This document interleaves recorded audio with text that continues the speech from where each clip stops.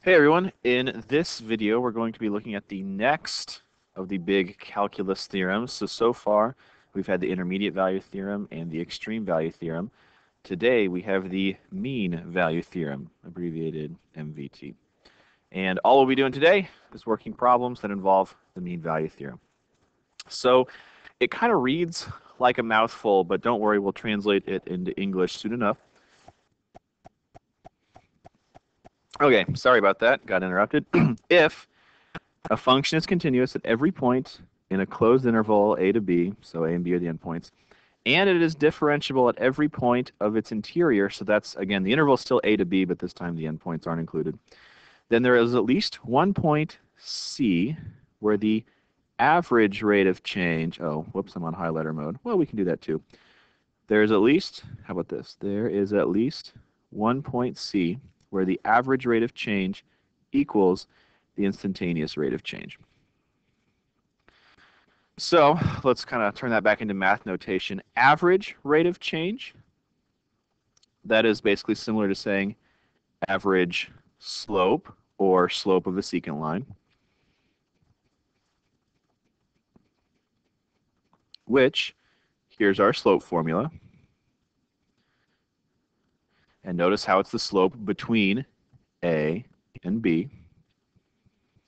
And then over here we have the derivative evaluated at point C. So that is the instantaneous slope at x equals c.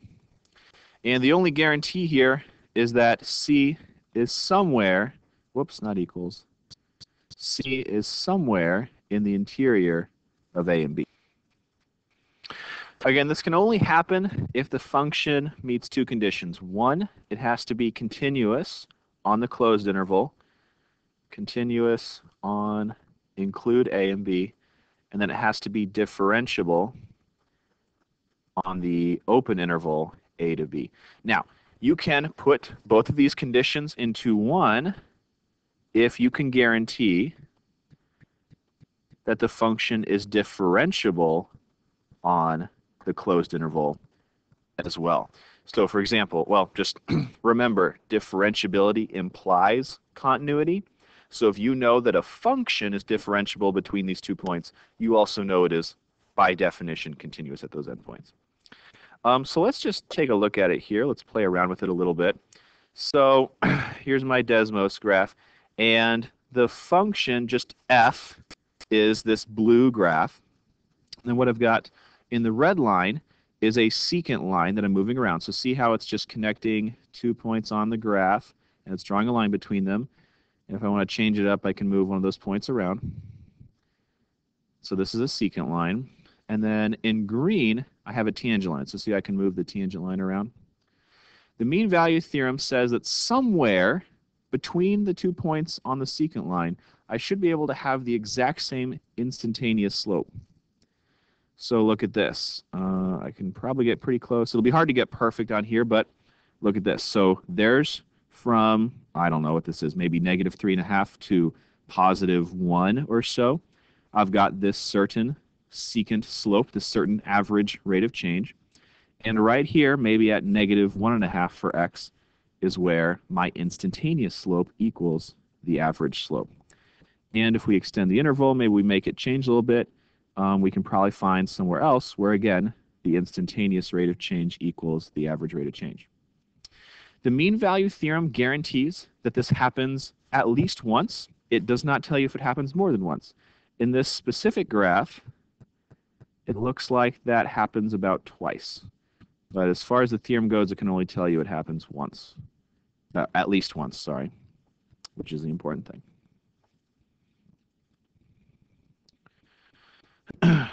Okay, so let's practice with it a little bit. So our job here is to, one, decide whether or not the function satisfies the hypothesis. Basically, that means, does the function meet the conditions to use the mean value theorem? And if it does, find the value c in the interval that satisfies the equation. So basically, this means our job is to figure out where does f prime of c equals the average slope. The way to translate this is we're solving for C if possible. So let's take a look at the first one here. Our function is the absolute value function, and we're looking at it on the interval from -1 to 1. Well, let's think about what the absolute value function looks like. And it's just the parent function. So that's the one that makes the V shape, right? Yes, Mr. Doolin, it is. And looking at this interval that we chose to look at, well, from -1 to 1, I could start talking about the secant line there. The secant line would have a slope of 0, but does this meet the conditions for the mean value theorem? The parent function is continuous from -1 to 1, but it's not differentiable from -1 to 1. We have a sharp turn here. Therefore, we can't use the mean value theorem here. MVT, the mean value theorem, does not apply. And the reason why is because f prime of 0 does not exist.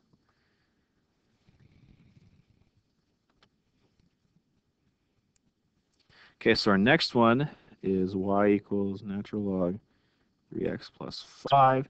And we're looking at it on the interval -4/3 to +2/3. Okay, well, let's graph that real quick. There we go.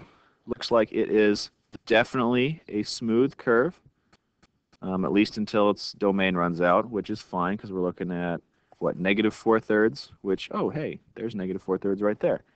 And then up to 2/3, which is going to be somewhere out here. So looks like it meets the conditions for our theorem. So it is both continuous and differentiable on -4/3 to 2/3. And again, see how I'm looping them together here? The theorem did say it just has to be differentiable on the open interval. It's fine if it's differentiable on a big interval. That's fine. It's when it's not differentiable in the interval that you have problems. So let's get to work trying to solve this equation. So we're going to need two things. We're going to need the average slope, and we're going to need the derivative. So why don't we find the average slope first? Average rate of change, or the average slope, would be, now it's the right endpoint minus the left endpoint. So come on, write for me, please. There we go. So it's FB minus FA. So let's do, how about 3 times the 2/3 plus 5 minus natural log 3 times -4/3 all over B minus A. So 2/3 minus -4/3.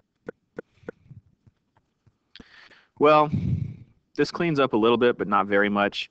For example, we get natural log 7 minus natural log of 1 over 6/3, so 2. And natural log of 1 is 0. So we get natural log 7 over 2.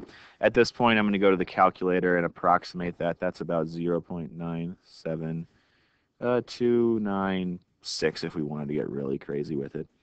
And in fact, you might carry a few more digits than you normally would, simply because we're going to be using this to solve for something else.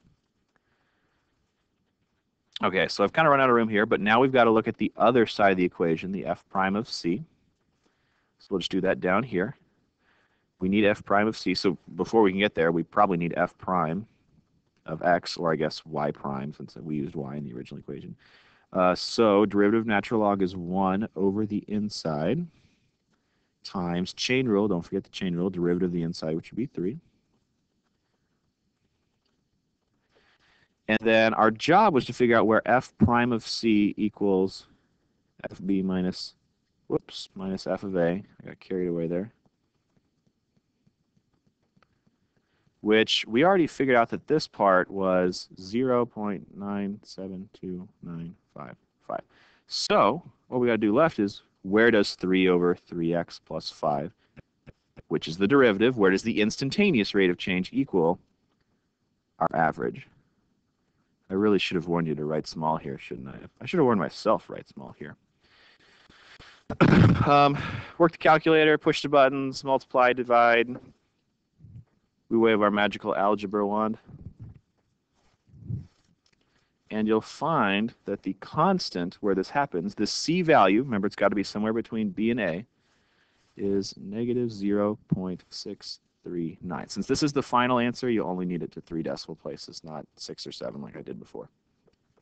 So this means when x is negative 0.639, the instantaneous slope of this natural log function is equal to its average slope between those 2 points, which, okay, so in blue, you'll see the natural log 3x plus 5. And in red is our secant line between those 2 points. And then, oh no, behave please, computer. And then I'm going to try and put in the tangent line, assuming I worked my Desmos correctly, 0.639, which was our answer.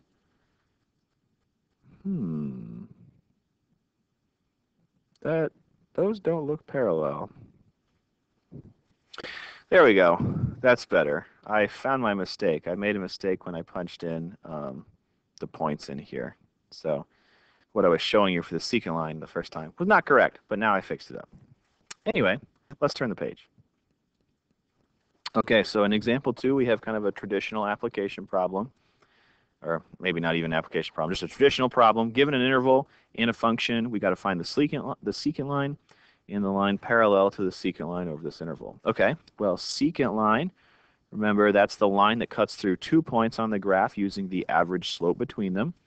To find the slope of that line, we just need to evaluate the function at the 2 endpoints. And then divide that by the width. So let's see if we punch 7 in there. Square 3, 138, and then plug in 3, 9, 27, and then 7 minus 3 is 4. Which, punch it out on your calculator, you're going to find the slope is about 28. And then from there, remember you need 2 things to make a secant line. You need to make any line. You need a point and you need a slope. Well, you already found 2 points, so it doesn't matter. Just pick one of them. How about we use the 3 and the 26 one? X minus 3 plus 26. So that was using these 2 bits of information. You could have also written 28 x minus 7 plus 138 as well. Both of those are lines that are secant to the graph on the given interval. And then for part B, it says find the tangent line parallel to the secant line. Okay, so basically, using the mean value theorem, we're going to need a derivative here first. So f prime of x would be 6x minus 2. And we need that slope, because it's parallel to the secant line, we need that slope to be 28. So 6x minus 2 is 28.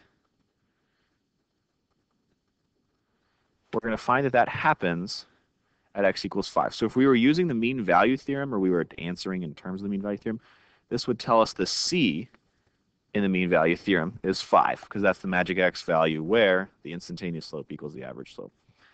From there, to finish building the line, so we've got our slope, we got half our point, we need the other half of the point. So we know it's x value 5, what's the y value? Punch it in however you want. I think it comes out to be 70. So then our tangent line, which is parallel to our secant line, would be, what was our slope? 28. X minus our x value is 5, and our y value there was 70. So there's your part B. Here are your 2 answers for part A.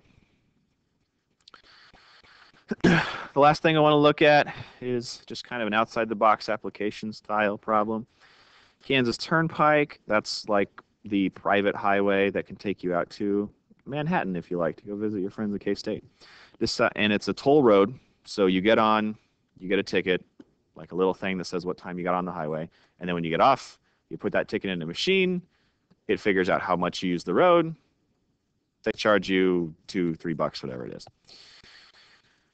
So they decide to stop using highway patrolmen to catch speeders. Instead, they'll just use the toll booth to catch speeders. And suppose they find that a 120-mile trip was completed in only 90 minutes. Explain why they can write a ticket. Well, let's think about the mean value theorem here. The mean value theorem says the average rate of change at some point of a continuous differentiable function has to equal the instantaneous rate of change. Let's find the average speed of this trip. Average speed is just distance over time. So 120 miles over, let's call that 1.5 hours. And this would come out to, what, 80 miles per hour. Let's see. So let's just assume it's a normal speed limit of 70. This means at some point, your instantaneous speed had to be 80 miles an hour. In fact, it could have been faster than 80 miles an hour at some point. It probably was. We can't guarantee that, but it probably was. If we were going to answer this in math speak, we would say, how about because speed is a differentiable function, the mean value theorem applies here. There must be at least one point in time, at least one point in time where the average speed equals the instant speed. The average speed equals the instant speed. So at least once the person, whatever, whoever, was driving 80 miles per hour. That's it for today. See you tomorrow.